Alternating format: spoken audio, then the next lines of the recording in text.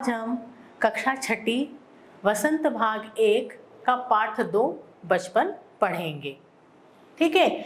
बचपन कहानी बचपन एक संस्मरण है जिसको कृष्णा सोबती ने लिखा है। संस्मरण का मतलब होता है स्मरण करना, पुरानी बातों को याद करना। जैसे हम भी अपने बचपन की बातों को याद करते हैं या पुरानी बातों को हम याद करते हैं, तो वैसे ही यहाँ आज लेखिका अपने कुछ बचपन की बातों को याद कर रही है। तो आप तैयार हैं पढ़ने के लिए बचपन कहानी?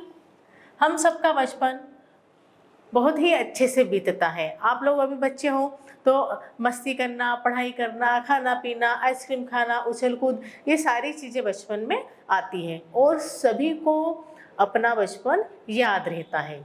तो बचपन, मैं तुम्हें अपने बचपन की ओर ले जाऊंगी। आज लेखिका अपने बचपन के कुछ अनुभव सुना रही है। मैं तुमसे कुछ इतनी बड़ी हूँ कि तुम्हारी दादी भी हो सकती हूँ, तुम्हारी नानी भी, या तुम्हारी बुआ या तुम्हारी मौसी भी। मतलब वो उम्र में हमसे, आप लोगों से बड़ी है। परिवार में भी मुझे सभी लोग जीजी कहकर बुलाते, जीजी, दीदी, बड़ी बहन। ठीक है। हाँ, मैं इन दिनों कुछ बड़ा बड़ा यानी उम्र में सयाना महसूस करने लगी हूँ। वो अपने आप को वैसा उससे लग रहा है कि वो बड़ी हो गई, सयानी मतलब समझदार हो गई है। शायद इसलिए कि पिछली शताब्दी में मैं पैदा हुई थी। शताब्दी मतलब सन जो रहते हैं ना, 2000 अभी चल रहा है, 2022, तो 1900, 1800, तो ये पूरे शताब्दी कहलाती है। मेरे पहनने ओढ़ने में भी काफ़ी बदलाव आए हैं। उम्र के साथ साथ पहनावे में भी बदलाव आते हैं। जैसे छोटे बच्चे हैं ट्यूनिक पहनते हैं, बाबा सूट पहनते हैं। उससे बड़े होते हैं तो निक्कर पहनने लगते हैं, टी शर्ट पहनने लगते हैं। उससे बड़े हो जाते हैं तो फिर पैंट शर्ट पहनने लगते हैं। लड़कियों के भी पहनावे में बदलाव आता है। फ्रॉक, स्कर्ट, जीन्स, उसके बाद लहंगा चोली, और उसके बाद साड़ी, सलवार सूट। इस तरीके से उम्र के अनुसार पहनावे में बदलाव आता है। पहले मैं रंग बिरंगे कपड़े पहनती रही हूँ, नीला, जामुनी, ग्रे, काला, चॉकलेटी। लेकिन अब मन कुछ ऐसा करता है कि सफ़ेद ही पहनो। क्यों? क्योंकि उम्र के अनुसार हल्के रंग के कपड़े मन को सुकून देते हैं और आरामदायक भी लगते हैं।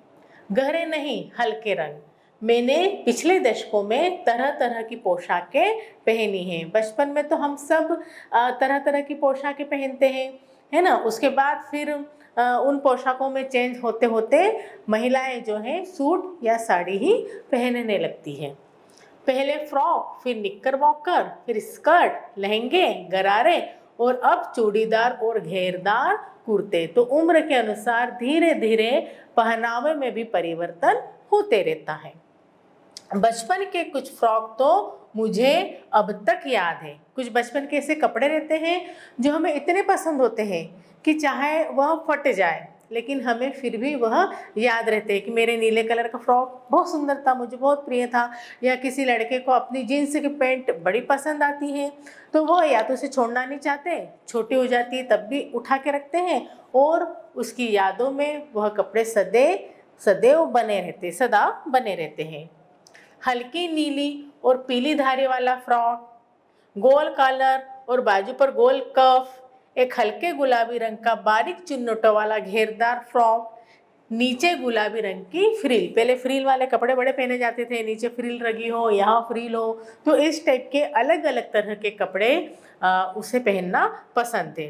उन दिनों फ्रॉक के ऊपर की जेब में रुमाल और बालों में इतराते रंग बिरंगे रिबन का चलन था। यहाँ पर जेब में रुमाल रखना और बालों में स्कार्फ बांधना या रिबन बांधना, दो चोटियाँ मम्मी कर देती थी।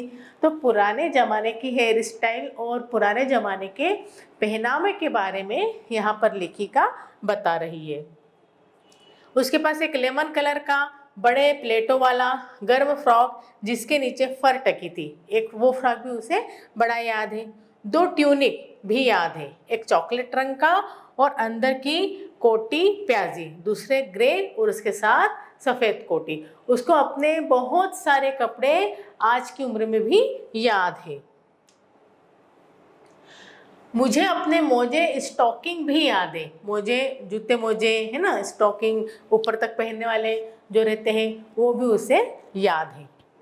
बचपन में हमें अपने मोजे खुद धोने पड़ते थे। आप लोग खुद धोते हो, निकालते हो और मम्मी को धोने दे देते हो, लेकिन खुद के कम से कम मोजे और अंडरगारमेंट्स खुद ने धोने चाहिए। वह नौकर या नौकरानी को नहीं दिए जाते थे, इसकी सख्त मनाही थी कि अपने मोजे तो खुद ने धोना है। हम बच्चे इतवार की सुबह इसी में लगाते थे। धो लेने के बाद अपने अपने जूते की पॉलिश करना। जूते कपड़े या ब्रश से रगड़ते तो पॉलिश की चमक उभरने लगती थी। मतलब रविवार को उनका, इतवार मतलब रविवार, उनको यही काम रहता था कि अपने जूते चमकाओ, पॉलिश करो, अपने मोजे धो। सर्वर, मुझे आज भी बूट पॉलिश करना अच्छा लगता है और उससे आज भी अपने बूटों को पॉलिश करना पसंद है। हालांकि अब नई नई किस्म के शूज़ आ चुके हैं, कपड़ों के शूज़ आ गए हैं जिसको पॉलिश करने की ज़रूरत ही नहीं है। कहना होगा कि ये पहले से कहीं ज़्यादा आरामदेह है। हमें जब नए जूते मिलते उसके साथ ही छालों का इलाज भी शुरू हो जाता था, क्योंकि नए जूते पहनने पर वो बोलते हैं ना, जूता काट रहा है या चप्पल काट रही, तो कुछ समय तक वो काटते थे। अब काटने पर वो छाले हो जाते थे। छाले इसलिए जूतों के साथ, नए नए जूतों के साथ छालों का भी इलाज करना पड़ता था। जब कभी लंबी सैर पर निकलते अपने पास रुई जरूर रखते, क्योंकि जूते काटते थे। अब जूते काटेंगे तो क्या होगा, फिर वहाँ पर फफोला हो जाएगा, छाला हो जाएगा, तो उसको साफ करने के लिए भी रुई चाहिए। दूसरा, जहाँ काट रहे हैं, जहाँ से वह टाइट है, वहाँ पर रुई फंसा देने पर अब वह काटेंगे नहीं, तो इससे वह जूते आरामदायक हो जाएंगे। जूता लगा तो रुई मोजे के अंदर। हाँ, हमारे तुम्हारे बचपन में तो बहुत फर्क हो चुका है, लेकिन अब इतने कंफर्टेबल और सॉफ्ट जूते आ गए हैं कि अब इन चीज़ों को करने की या इस प्रकार के झंझट की कोई आवश्यकता ही नहीं है। हर शनिचर को, शनिचर मतलब शनिवार, हमें ऑलिव ऑयल या कैस्टर ऑयल पीना पड़ता था, है ना। ऑलिव ऑयल बादाम का और अरंडी का तेल जिसे बोलते हैं, वो उन्हें पीना पड़ता था। क्यों पीना पड़ता था? ये तेल पीने से क्या होता है, पेट साफ हो जाता है। तो पेट साफ करने का नया ये तरीका था कि ऑलिव ऑयल और कैस्टर ऑयल पी लो, जिससे ताकत भी आती है और पेट साफ भी होता है। यह एक मुश्किल काम था। शनिचर को सुबह से ही नाक में इसकी गंध आने लगती थी, क्योंकि पीना है, मम्मी ने निकाल के रख दिया है, तैयारी हो गई है। छोटे शीशे के गिलास जिन पर ठीक खुराक के निशान बने रहते थे। ग्लास था कांच का, उसके ऊपर निशान के इतने इतने निशान लगे हुए, आपको ये तेल पीना है। ठीक खुराक के लिए निशान पड़े रहते हैं। उन्हें देखते ही मितली होने लगती थी। मितली मतलब उल्टी आने लगती थी। मुझे आज भी लगता है कि अगर हम न भी पीते वह शनिचरी दवा, तो कुछ ज़्यादा बिगड़ने वाला नहीं था, सेहत ठीक ही रही थी। नहीं पीते ना, तब भी हमारा पेट तो साफ ही रहता था, पर नियम था तो इसलिए हमको उसे पीना ही पड़ता था। तुम्हें बताऊंगी कि हमारे समय और तुम्हारे समय में कितनी दूरी हो चुकी है, आज का ज़माना और पुराना ज़माना।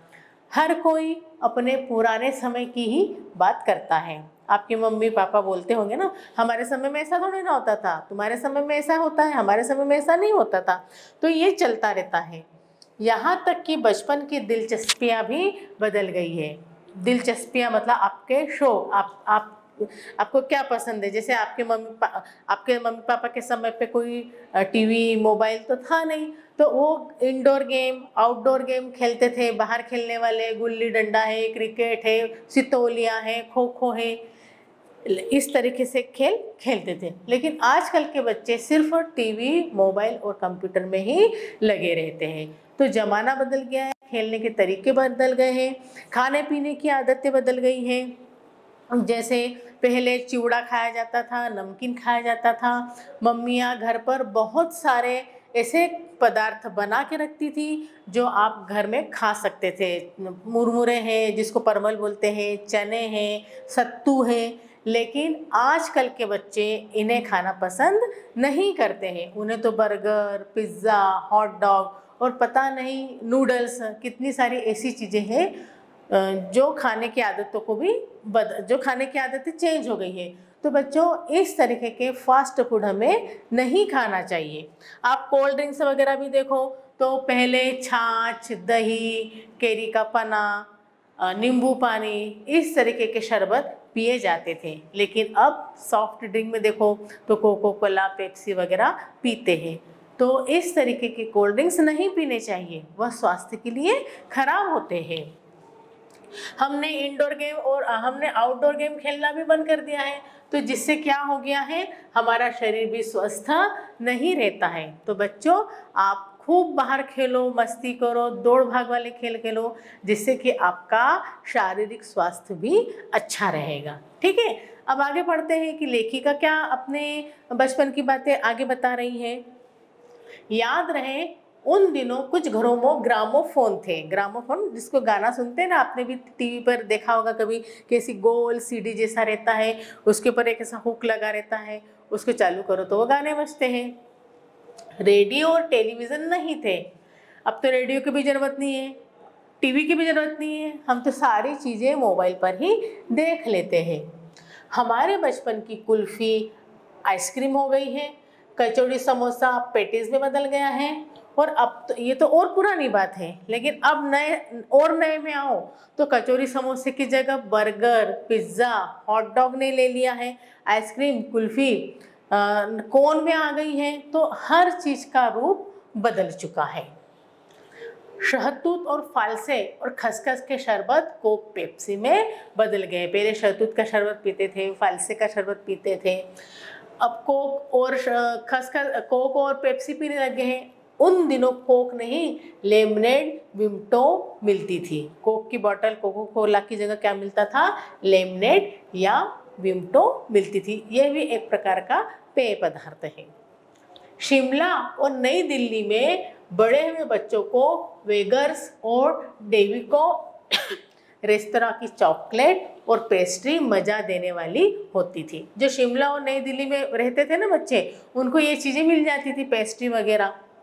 हम भाई बहनों की ड्यूटी लगती शिमला मॉल से ब्राउन ब्रेड लाने की। और भाई बहन उनके शिमला में एक कोई रेस्टोरेंट था, शिमला मॉल, सारे रेस्टोरेंट नहीं, शिमला मॉल, वहाँ से वह ब्रेड लेकर आते थे।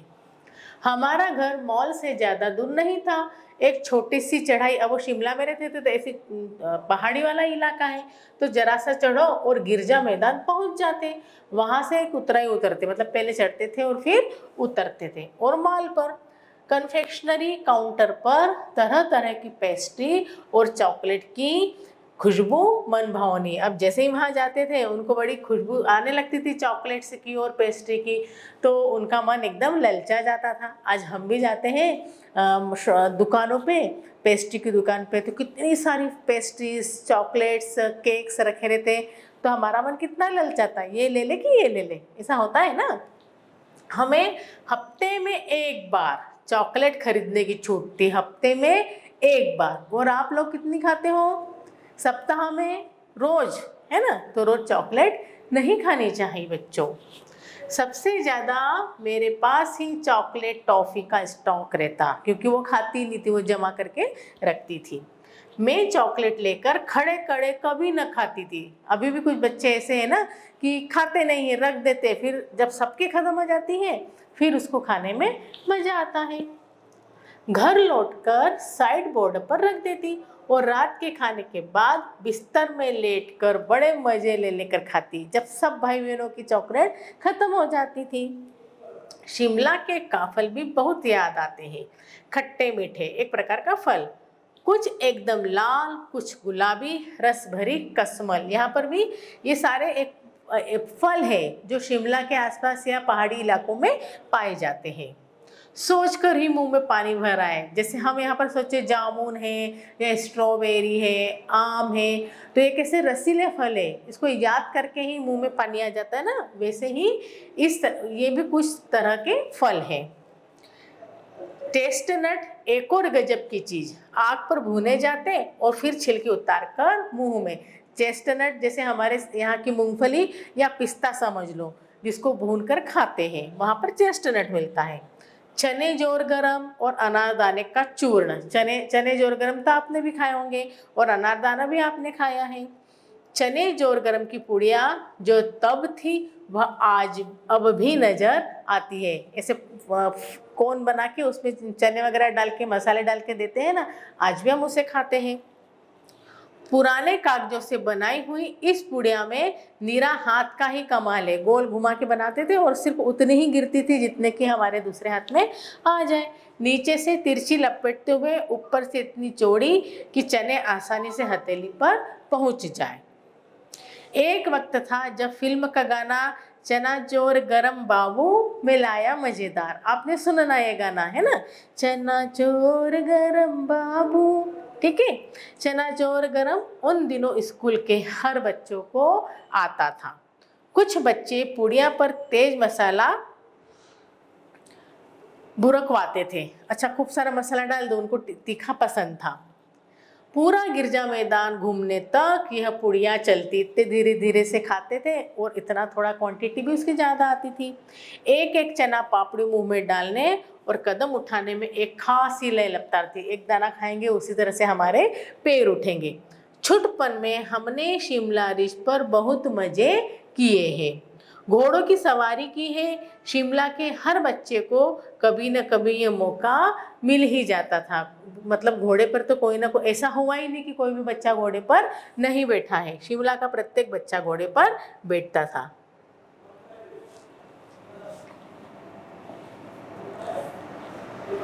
हम जाने क्यों घोड़ों को कुछ कमतर करके समझते थे कि अरे घोड़े, उसको ऐसा लगता था कि क्या है घोड़े की सवारी, क्या करना, उन पर हंसते थे। ननियाल के घोड़े खूब हष्ट पुष्ट और खूबसूरत, उनकी बात फिर कभी। शाम को रंग बिरंगे गुब्बारे, बलून, सामने जाखों का पहाड़, ऊंचा चर्च, चर्च की घंटियां बजती तो दूर दूर तक उसकी गूंज फैल जाती थी। पहाड़ी पर शिमला का पूरा वर्णन किया है वहां पर। लगता है इसके संगीत से प्रभु यीशु स्वयं कुछ कह रहे हैं। सामने आकाश पर सूर्यास्त हो रहा है। सूर्यास्त मतलब सूर्य का डूबना, मतलब शाम हो जाना। गुलाबी सुनहरी धारियां नीले आसमान पर फैल रही है। दूर दूर फैले पहाड़ों के मुखड़े गहराने लगे और देखते देखते बत्तियां टिमटिमाने लगी। कितना सुंदर वर्णन किया है, जैसे कि रात हो रही है और धीरे धीरे एक एक करके सबके घरों में लाइट लग रही है, तो धीरे धीरे पूरी जो पहाड़ी है वह लाइट्स से टिमटिमाने लगी है। रिज पर की रौनक और माल की दुकानों की चमक के क्या कहने, सब जगह लाइट लग गई है तो बड़ा सुंदर वहां पर वातावरण तैयार हो गया है। स्कैंडल पॉइंट की भीड़ से उभरता कोलाहल, कोलाहल मतलब शोर, अब लोग जमा हो रहे हैं देखने के लिए, तो वहां पर एक प्रकार का शोर वह भी रोमांचित करता है। सर्वर स्कैंडल पॉइंट के ठीक सामने उन दिनों एक दुकान हुआ करती थी जिसके शोरूम में शिमला कालका ट्रेन का मॉडल बना हुआ था। एक ट्रेन बनी हुई थी, उसका मॉडल रखा हुआ था। इसकी पटरियां, उस पर खड़ी छोटे छोटे डिब्बों वाली ट्रेन, प्लेटफॉर्म बना था, पटरियां बनी थी और पटरियों के ऊपर छोटे छोटे से डिब्बों वाली ट्रेन थी। एक और लाल टीन की छत वाला स्टेशन और सामने सिग्नल देता खंबा, थोड़ी थोड़ी दूर पर बनी हुई सुरंगें। पूरा शिमला कालका ट्रेन का जो रास्ता रूट था उसका पूरा मॉडल वहां पर बना हुआ था। पिछली सदी में तेज रफ्तार वाली गाड़ी वही थी। उस समय में सबसे तेज चलने वाली गाड़ी वही थी, रेलगाड़ी। कभी कभी हवाई जहाज भी देखने को मिलते थे। दिल्ली में जब भी उनकी आवाज़ आती, बच्चे उन्हें देखने बाहर दौड़ लगा देते। हम भी देखते ना, कई बार हमारे यहाँ हेलीकॉप्टर या छोटा प्लेन निकलता है तो हम उसको देखने जरूर बाहर आते हैं। दिखता एक भारी भरकम पक्षी उड़ा जा रहा है और वो प्लेन के साथ दिखता था, हवाई जहाज के साथ दिखता था, जैसे मानो कोई एक भारी भरकम पक्षी हो, पंख फैलाकर उड़ रहा है और धीरे धीरे देखते ही देखते गायब हो जाता था। उसकी स्पीड ही इतनी तेज लगती। हाँ, गाड़ी के मॉडल वाली दुकान के साथ एक और ऐसी दुकान थी जो मुझे कभी नहीं भूलती। एक गाड़ी की दुकान थी, मतलब एक दुकान थी जिसमें गाड़ी रखी थी और उसके पास एक और दुकान थी। यह वह दुकान थी जहां मेरा पहला चश्मा बना था। चश्मे की दुकान थी वहां पर। वहां आंखों के डॉक्टर अंग्रेज थे, एक अंग्रेज डॉक्टर थे जो आंखों के थे, तो उसी के पास उनकी दुकान थी। शुरू शुरू में चश्मा लगाना बड़ा अटपटा लगा। उसका चश्मा लग गया तो बड़ा अटपटा लगता था, है ना, थोड़ी सी तकलीफ होती है। छोटे बड़े मेरे चेहरे की ओर देखते और उस समय चश्मा लगना बड़ा इंसल्ट की बात समझी जाती थी कि चश्मा लग गया मतलब आंखें खराब हो गई, ठीक से खाती नहीं हो या ज़्यादा पढ़ाई करती हो या बहुत सारी चीज़ें। और कहते आंखों में कुछ तकलीफ है इसलिए चश्मा लगाया है, इस उम्र में ऐनक, दूध पिया करो। मैं डॉक्टर साहिब का कहा दोहरा देती। डॉक्टर बोलते थे कि कुछ दिन पहनोगी तो फिर उतर जाएगा, तो वो दूसरों को भी यही बात बोलती थी। वैसे डॉक्टर साहब ने पूरा आश्वासन दिया था, लेकिन चश्मा तो अब तक नहीं उतरा, लगा ही रहा जीवन भर, अभी भी वो चश्मा पहनती है। नंबर बस कम ही होता रहा। मैं अपने आप इसकी जिम्मेवार हूँ, वो खुद जिम्मेदार है कि उसको चश्मा क्यों लगा। जब आप दिन की रोशनी को छोड़कर रात में टेबल लैंप के सामने काम करेंगी तो इसके अलावा और क्या होगा। हाँ, जब पहली बार मैंने चश्मा लगाया तो मेरे एक चचेरे भाई ने मुझे छेड़ा, देखो देखो कैसी लग रही है। अब एक दिन उसने पहली बार उसको चश्मा लगा तो उसको सब चिढ़ाते हैं, आप में से भी किसी को चश्मा लगा होगा तो चिढ़ाते हैं ना उसको, चश्मिश और पता नहीं कितने नाम से। तो उसको भी चिढ़ाने लग गया उसका भाई, और पहले दिन की रोशनी को छोड़कर रात में टेबल लैंप में चश्मा पड़ती थी इसलिए चश्मा लगा। और आजकल के बच्चों को क्यों लगता है चश्मा? मोबाइल चलाने के कारण, दिन भर मोबाइल चलाते हैं, टीवी देखते हैं, गेम खेलते हैं, तो सारे काम आँखों से बिल्कुल पास में, टीवी मोबाइल की रोशनी से भी आंखें खराब होती है और चश्मा लगता है। तो बच्चों ज़्यादा टीवी और मोबाइल नहीं चलाना चाहिए। अभी उसको भी चश्मा लग गया तो उसका भाई उसको चिढ़ा रहा है। क्या चिढ़ाता है उसका भाई? आंख पर चश्मा लगाया ताकि सूझे दूर की। क्या चिढ़ा रहा है? आंख पर चश्मा लगाया ताकि सूझे दूर की, यह नहीं लड़की को मालूम, लड़की को ये नहीं पता है, मतलब लेखिका को, सूरत बनी लंगूर की। उसकी सूरत कैसी दिख रही है? लंगूर की तरह। लंगूर मतलब बंदर। मैं खींचा मतलब गुस्सा हुई कि मुझ पर ये क्यों दोहराया जा रहा है। पर शेर बुरा न लगा, लेकिन जो उसने तालमेल बनाया था, है ना, ताल जोड़ी थी, वो उसे बुरी नहीं लगी। जब वह चाय पीकर चले गए तो मैं अपने कमरे में जाकर आईने के सामने खड़ी हो गई। कई बार अपने को देखा कि मैं लंगूर जैसी तो नहीं दिख रही हूँ। ऐनक उतारी, फिर पहनी, फिर उतारी, देखती रही और क्या सोची? सूरत बनी लंगूर की। नहीं नहीं नहीं, और उसको ये हंसी आ गई कि मैं लंगूर जैसी दिख रही हूँ। मैंने अपने छोटे भाई का टोपा उठाकर सिर पर रख लिया। अब उसने क्या किया? चश्मा भी पहन लिया और सिर पर टोपी रख ली। कुछ अजीब लगा, अच्छा भी और मजा किया। अभी खूब हंसी आई कि चश्मा पहन लिया, टोपी पहन ली। तब की बात थी, अब तो चेहरे के साथ घुल मिल गया है। अब बिना चश्मे के वो अच्छी नहीं दिखती। जो लोग रोज चश्मा लगाते हैं ना, वो बिना चश्मे के अच्छे नहीं दिखते हैं। चश्मा उनके चेहरे का एक अंग बन जाता है। हम उसको तुरंत बोलते हैं चश्मा पहन लो, अच्छे नहीं दिख रहे हो। जब कभी उतारा हुआ होता तो चेहरा खाली खाली लगने लगता है। याद आ गया वह टोपा, काली फ्रेम का चश्मा, वो लंगूर की सूरत। हाँ, इन दिनों शिमला में मैं सिर पर टोपी लगाना पसंद करती हूँ, क्योंकि अब थोड़ी बुढ़ी हो गई है वो, और ठंड भी शिमला में ज़्यादा पड़ती है, तो वो क्या कहती है, वो टोपी पहनकर घूमती है। मैंने कई रंगों की जमा कर लिए, कहाँ दुपट्टा का ओढ़ना और कहाँ सहज सरल सुभीते वाली हिमाचल टोपियाँ। अब दुपट्टे ओढ़ने से ज़्यादा, मतलब दुपट्टा भी पहले कानों पे बांध लिया जाता था, लेकिन उससे ज़्यादा उसको वो हिमाचली टोपियाँ पसंद है। तो बच्चों, आज हमने कृष्णा सोबती के द्वारा रचित उनका संस्मरण हमने बचपन पढ़ा। यहाँ पर लेखिका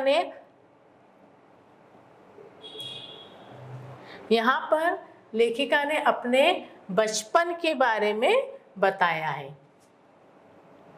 कि उसका बचपन कैसे बीता। इसके प्रश्नोत्तर और इसका अभ्यास हम अगले वीडियो में करेंगे। आपको बच्चों अपने बचपन में आपका बचपन कैसा बीता, आपके बचपन की आपको कौन सी बातें याद हैं, या ऐसी कौन सी घटना आपको याद है, वह आपको लिखकर बतानी है। Thank you.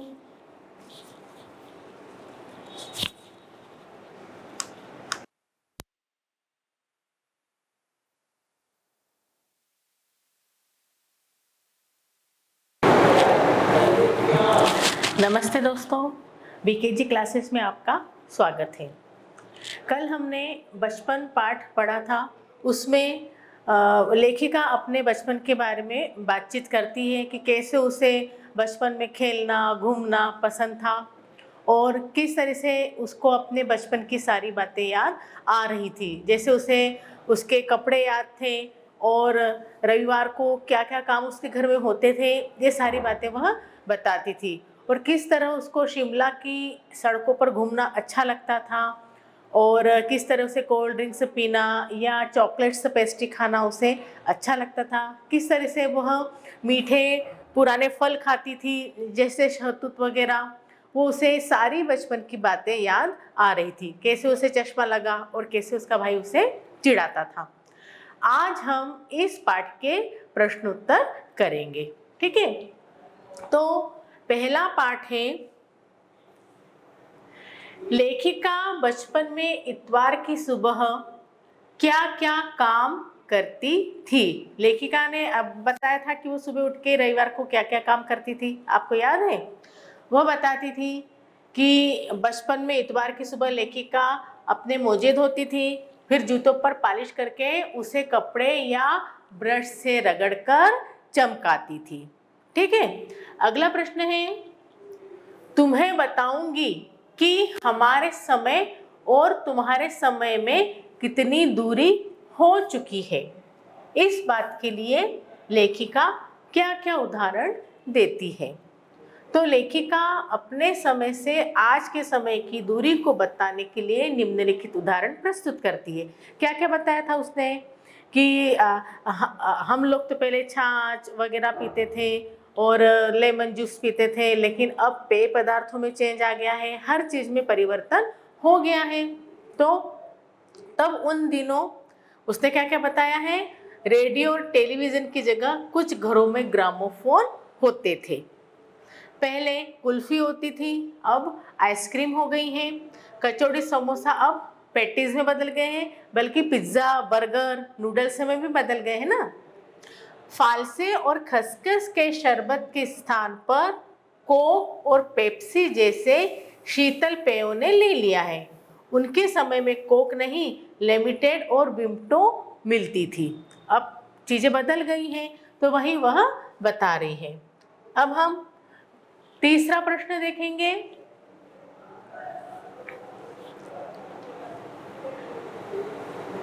तीसरा प्रश्न है, पाठ से पता करके लिखो कि लेखिका को चश्मा क्यों लगाना पड़ा।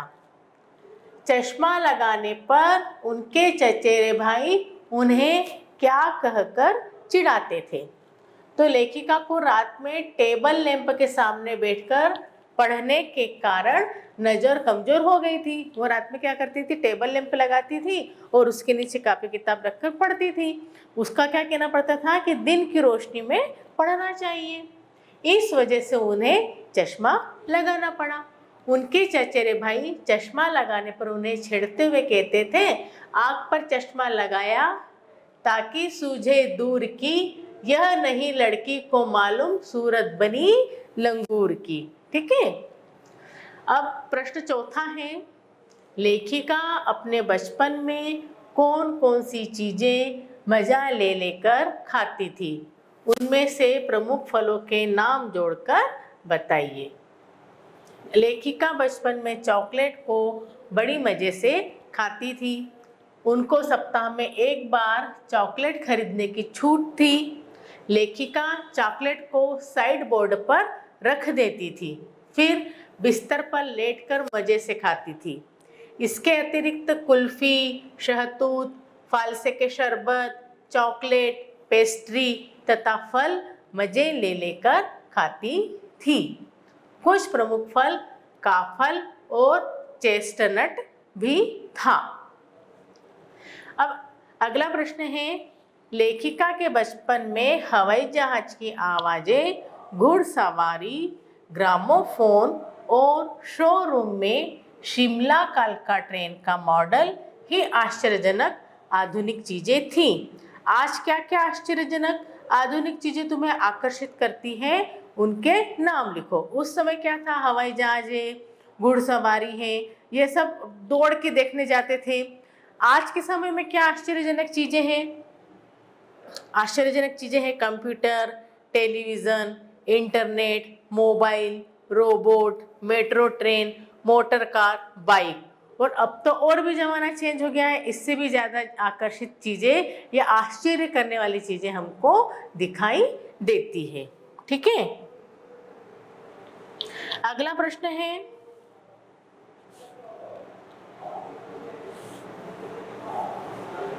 अपने बचपन की किसी मनमोहक घटना को याद करके विस्तार से लिखें। यह आपको बताना है कि आपके साथ ऐसी कौन सी घटना घटी, या आप कहीं घूमने गए हैं तो कोई भी ऐसी घटना आपको स्वयं को लिखनी है।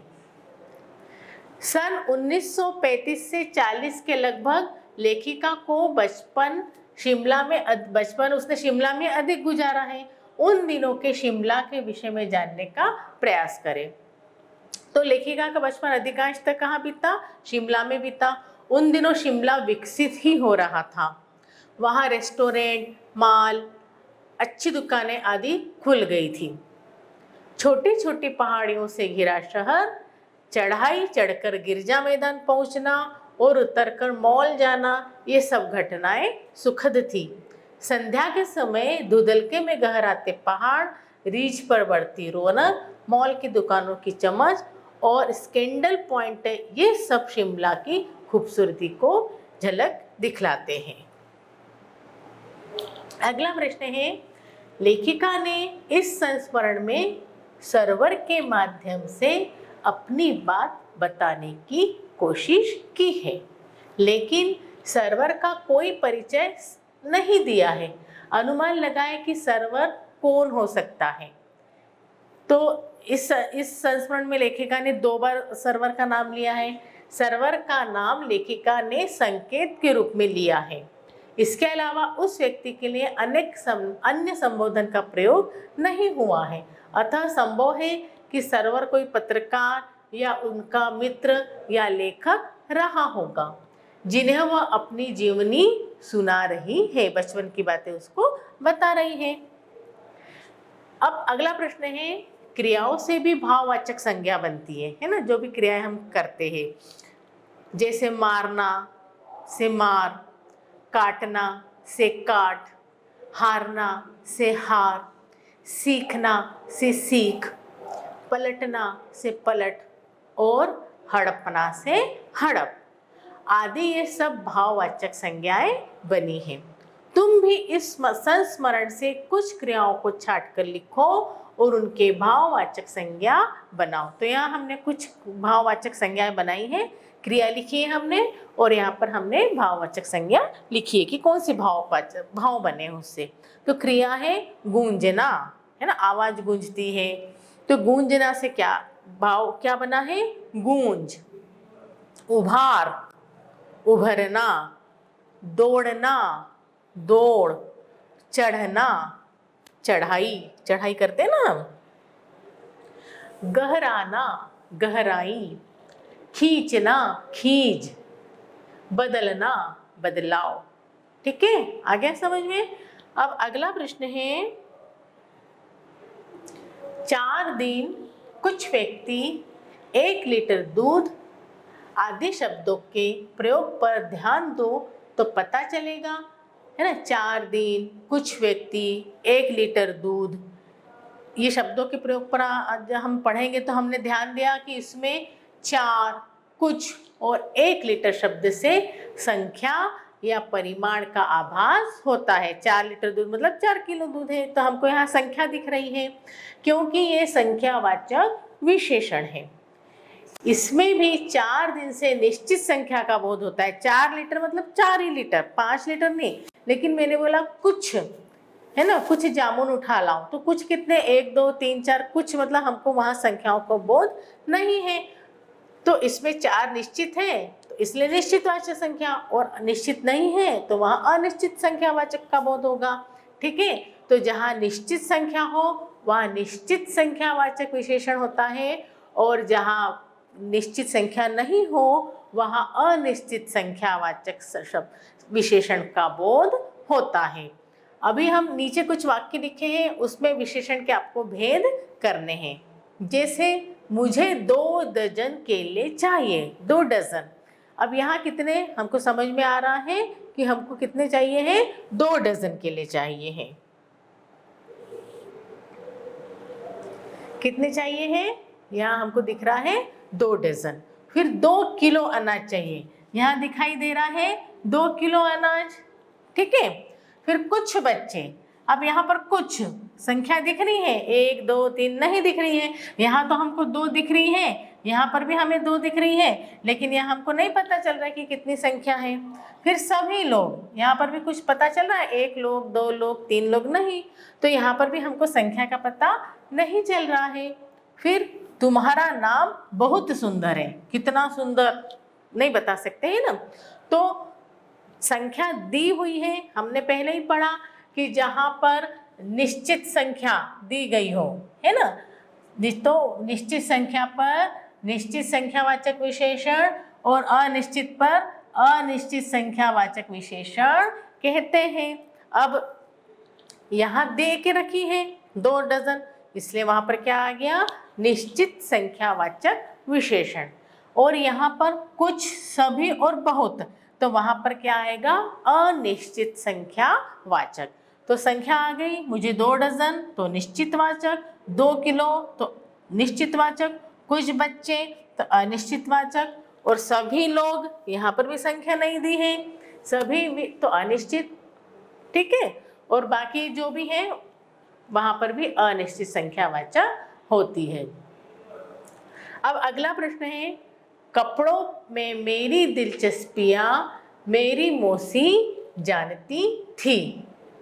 इस वाक्य में रेखांकित शब्द दिलचस्पियाँ और मौसी संज्ञाओं की विशेषता बता रहे हैं, ठीक है।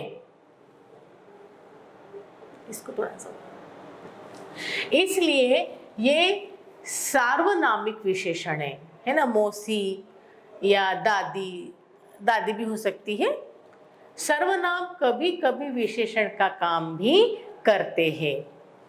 पाठ में ऐसे 5 उदाहरण आपको छांटकर लिखने हैं। तो हमने लिख दिया, हम बच्चे इतवार की सुबह इसी में लगते, उस काम में ही लगते, हम सब बच्चे, ठीक है। उन दिनों कुछ घरों में ग्रामोफोन थे, कुछ घरों में थे।